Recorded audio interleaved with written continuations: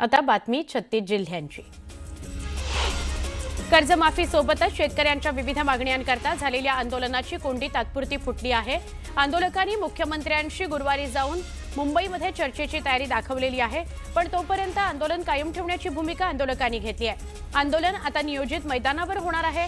वर्धा महामार्ग वाहतुकीकरता खुला करण्यात आलेला आहे, त्यामुळे 30 तासांपासून वाहतूक कोंडी सहन करणाऱ्या नागपूरकरांना थोडा दिलासा मिळाला। धाराशिव अंतर्गत रस्त्याच्या विकास निधी थांबवल्याचा वाद पेटलाय। पक्षप्रवेश करतो असं सांगून शहरातील विकास निधी पालकमंत्र्यांकडून थांबवून घेतला असे बॅनर भाजपकडून लावण्यात आलेत। या बॅनरच्या माध्यमातून त्यांनी खासदार ओमराजे निंबाळकर यांच्यावर निशाणा साधला।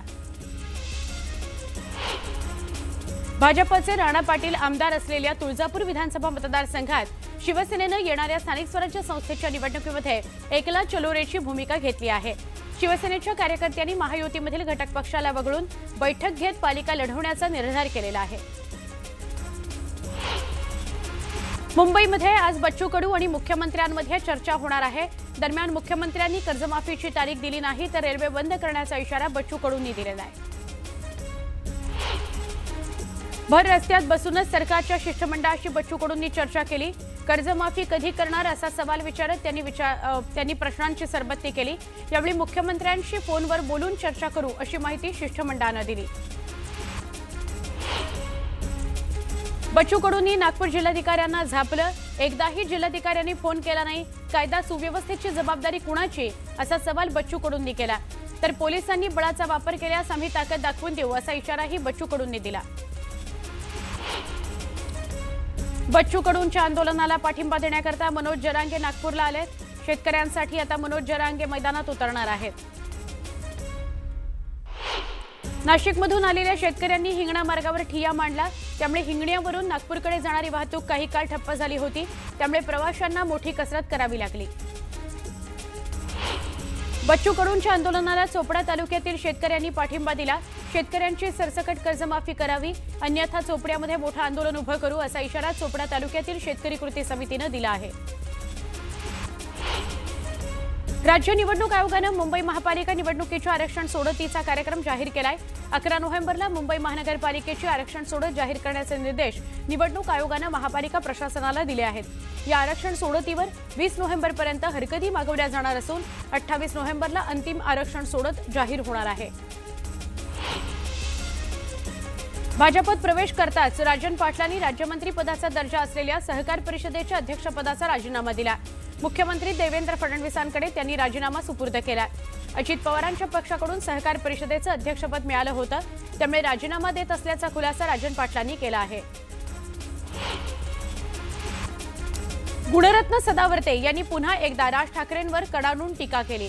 विरोधकांनी मतचोरीच्या मुद्द्यावरून निवडणूक आयोगाला लक्ष्य केलंय। मुंबईत 1 नोव्हेंबरला याच मुद्द्यावरून महाविकास आघाडी आणि सर्वपक्ष विरोधकांनी एकत्र येत मोर्चा काढण्याचा निर्णय घेतला आहे। यावरून सदावर्तेंनी राज ठाकरेंवर निशाणा साधला। धाराशिवमध्ये अंतर्गत रस्त्याच्या विकास निधीवरून वाद निर्माण झालाय। भाजप कार्यकर्त्यांकडून धाराशिवमध्ये बॅनरबाजी करण्यात आली। बॅनरच्या माध्यमातून खासदार ओमराजे निंबाळकरांवर निशाणा साधण्यात आला। नाशिकमधील सटाणा तालुक्यात अतिवृष्टीमुळे झालेल्या नुकसान भरपाईबाबत शेतकऱ्यांनी खामताने कंधाने या मार्गावर रास्ता रोको केला। नुकसानीची तुटपुंजी भरपाई देऊन सरकार अन्याय करतंय असा आरोप करत संतप्त शेतकऱ्यांनी योग्य भरपाई देण्याची मागणी केली।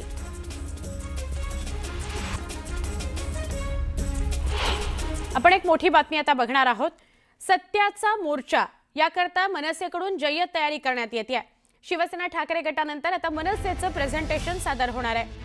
आज रंगशारदा इथं होणाऱ्या मनसेच्या मेळाव्यामध्ये स्वतः राज ठाकरे निवडणूक आयोगाचा पर्दाफाश करणार आहेत। ईव्हीएम मशीन, निवडणूक यादीमधील घोटाळा यावर मनसे प्रेझेंटेशन सादर करणार आहे। प्रेझेंटेशन सोबत राज ठाकरे लावा रे तो व्हिडिओ दाखवत पोलखोल सुद्धा करणार आहेत।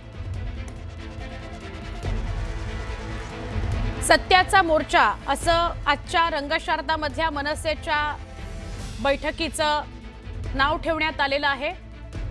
सगळ्या मनसेच्या पदाधिकाऱ्यांना रंगशारदामध्ये एकत्रित यायला सांगण्यात आलेलं आहे। स्वतः राज ठाकरे या ठिकाणी मतचोरीच्या अनुषंगाने काही पुरावे देणार आहेत, काही व्हिडिओ लावणार आहेत आणि आपल्या पदाधिकाऱ्यांना, आपल्या कार्यकर्त्यांना ते काय मार्गदर्शन करतात हे बघणं फार फार महत्त्वाचं ठरणार आहे। निवडणुकीच्या पार्श्वभूमीवर म्हणजे स्थानिक स्वराज्य संस्था निवडणुकीच्या तोंडावर उबाठा पाठोपाठ मनसे आक्रमक झालेले दिसत आहेत। मतचोरीच्या विरोधात रणशिंग फुंकलेलं बघायला मिळत आहे।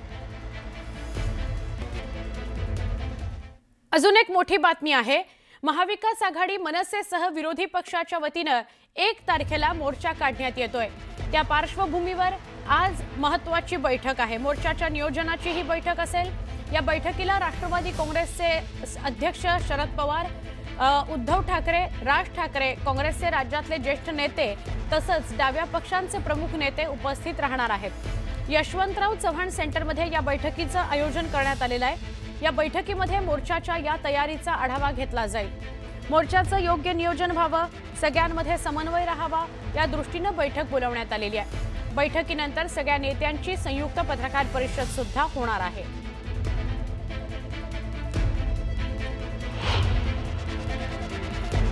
पूर्ण तयारी आहे। उद्या सर्वपक्षीय बैठक आहे यशवंतराव चव्हाण प्रतिष्ठानमध्ये। त्यात माननीय शरद पवार, श्री उद्धव ठाकरे, श्री राज ठाकरे, काँग्रेसकडून ज्येष्ठ नेते येतील, डाव्या पक्षांचे लोक येतील, सगळे प्रमुख लोक तिथे उपस्थित राहतील आणि आम्ही पुढली रणनीती ठरवू।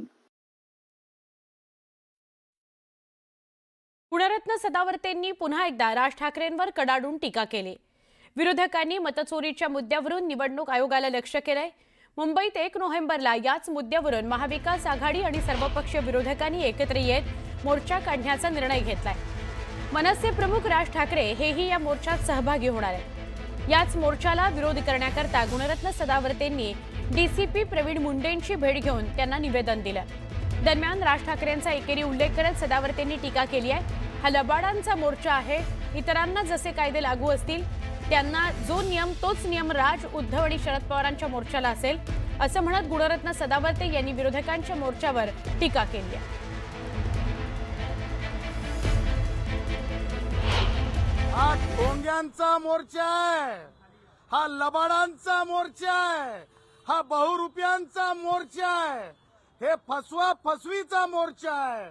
आणि म्हणून ह्या ढोंग्यांनी ज्या आहे इतरांना ज्याप्रमाणे कायदे लागू आहेत त्यांना जो नियम आहे तो शरद पवारच्या मोर्चाला, उद्धवच्या, राज ठाकरेच्या मोर्चाला असला पाहिजे।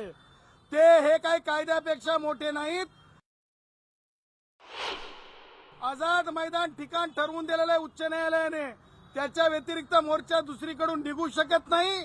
आणि जर कायद्याचा भंग करणार असतील तर तातडीने त्यांच्यावर कारवाई करण्यात यावी। याकरिता आज आम्ही माननीय डीसीपी झोन 1 मुंडे साहेबांना, त्याचबरोबर पोलीस आयुक्तांना, त्याचबरोबर राज्य सरकारला जे आहे आम्ही तक्रारी दाखल केलेल्या आहेत। आता बातमी छत्तीस जिल्ह्यांची। मुख्यमंत्री माझी लाडकी बहीण योजनेतील पात्र लाभार्थ्यांनी येत्या 18 नोव्हेंबरपूर्वी ई-केवायसीची प्रक्रिया पूर्ण करण्याची मुदत देण्यात आलेली आहे। महिलांनी या कालावधीमध्ये आपले ई-केवायसी पूर्ण करण्याचं आवाहन महिला आणि बालविकास मंत्री अदिती तटकरे यांनी केलंय। लाडकी बहीण योजनेचा ऑक्टोबर महिन्याचा हप्ता वितरित करण्याकरता सामाजिक न्याय विभागाकडून 410 कोटी रुपयांचा निधी वितरित करण्यात आलाय। याविषयीचा शासन आदेश जारी करण्यात आलाय। बहुतांश लाडक्या बहिणींनी ई-केवायसी पूर्ण केलं असल्याचं महिला आणि बालविकास मंत्री अदिती तटकरे यांनी स्पष्ट केलं। यंदा ऑक्टोबर महिना हिटपेक्षा पावसानंच गाजतोय। दिवाळीनंतर पाऊस ओसरेल अशी अपेक्षा असतानाच अरबी समुद्रात निर्माण झालेल्या कमी दाबाच्या क्षेत्रामुळे नोव्हेंबरच्या सुरुवातीलाही पावसाची चिन्ह दिसतात। अरबी समुद्र आणि बंगालच्या उपसागरातील हवामान बदलामुळे विदर्भासोबतच कोकण किनारपट्टीला देण्यात आलेले पावसाचे इशारे कायम आहेत। अरबी समुद्रातील कमी दाबाच्या क्षेत्रामुळे कोकण किनारी मध्यम स्वरूपाचा पाऊस पडेल असा अंदाज आहे। वाऱ्याचा वेग आणि खवळलेल्या समुद्राच्या पार्श्वभूमीवर संपूर्ण कोकण किनारपट्टीला दक्षतेचा इशारा दिला गेलाय। मुंबई महानगरपालिकेच्या निवडणुकीच्या तयारीला वेग आलाय। राज्य निवडणूक आयोगाने आरक्षण निश्चिती आणि सोडत कार्यक्रमाचं सविस्तर वेळापत्रक जाहीर केलं। महानगरपालिकेची 11 नोव्हेंबरला आरक्षण सोडत काढली जाणार आहे।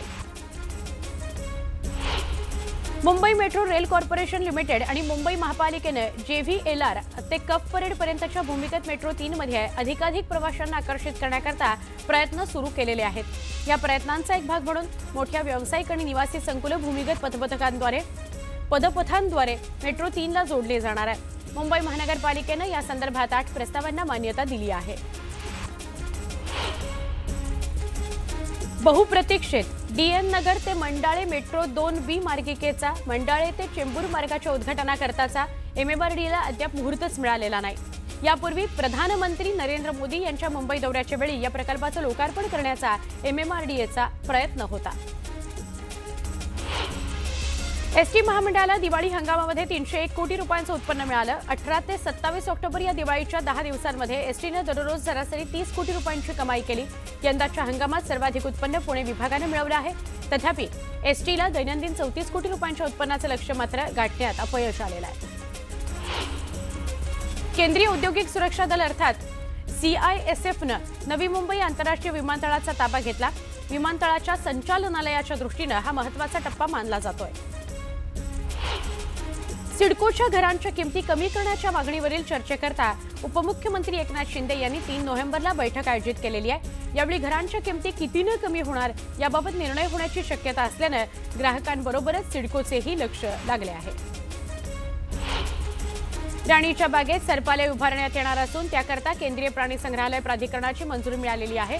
त्यामुळे येत्या काही महिन्यांमध्ये सरपालय उभारण्याकरता निविदा काढण्यात येणार आहे। राणीच्या बागेच्या नूतनीकरणाचा प्रकल्प सध्या मुंबई महापालिकेने हाती घेतलेला आहे। शिक्षक भरती प्रक्रियेकरता राज्य सरकारच्या पवित्र पोर्टल या काटेकोरपणे वापर करण्यावर भर द्या।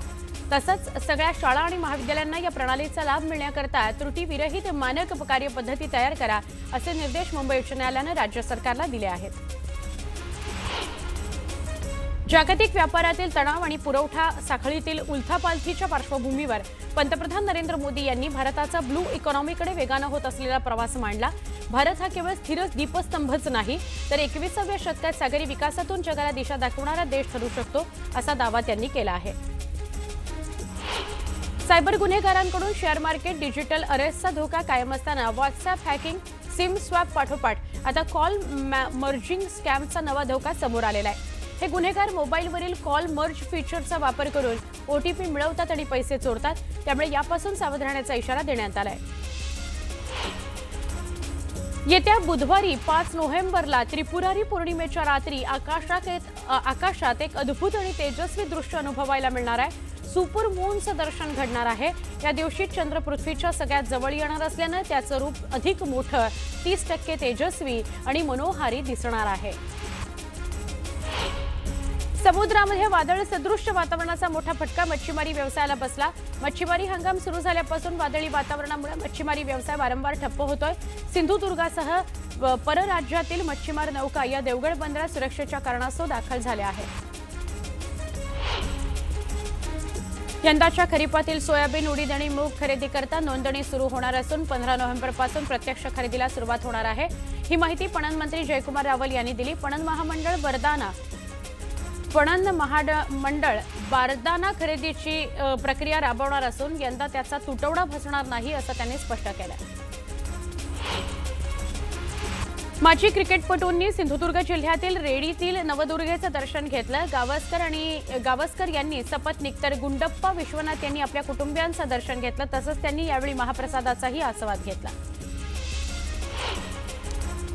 चैनी आणि झटपट पैसे कमवण्याच्या करता गांजा विक्री करणाऱ्या दोघा अल्पवयीन मुलांना सांगलीच्या मिरजेत ताब्यात घेण्यात आलाय।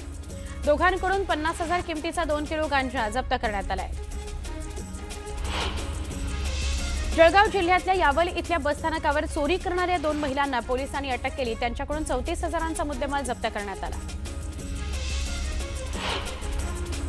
मतदार याद्यांमधील घोळ विरोधी पक्षांनी पुराव्यासह समोर आणल्यानंतर निवडणूक आयोग ॲक्शन मोडवर आलाय।